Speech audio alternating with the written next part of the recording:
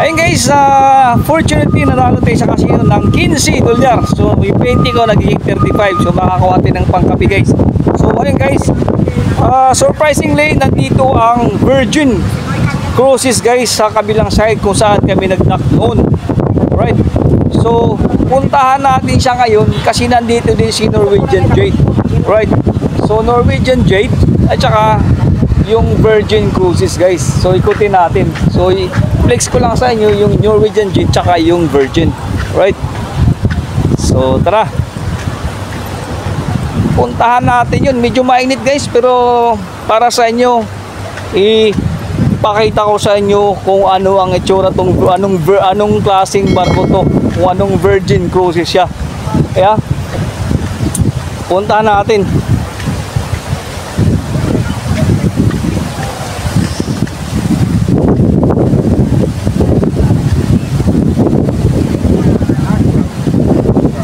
So sa guardhouse malamang hindi tayo makakapasok kasi ay hindi yung Royal Caribbean ay nasa kabilang side lang eh.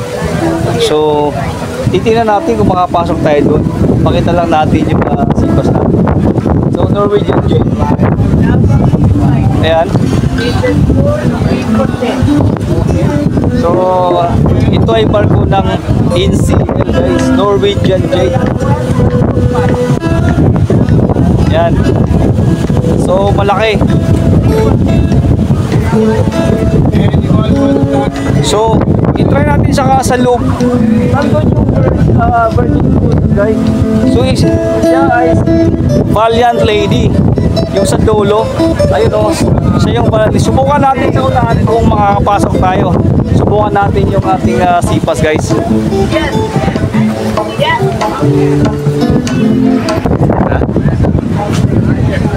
This new, I just saw this ship. I know only this Virgin, but it's okay.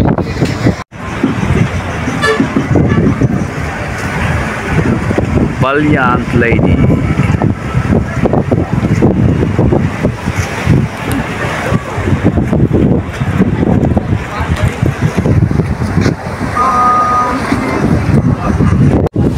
So yun guys, unfortunately hindi tayo pinapasok ng garden. Kung nakakuha tayong picture, pinayagan tayo mag-picture, alright?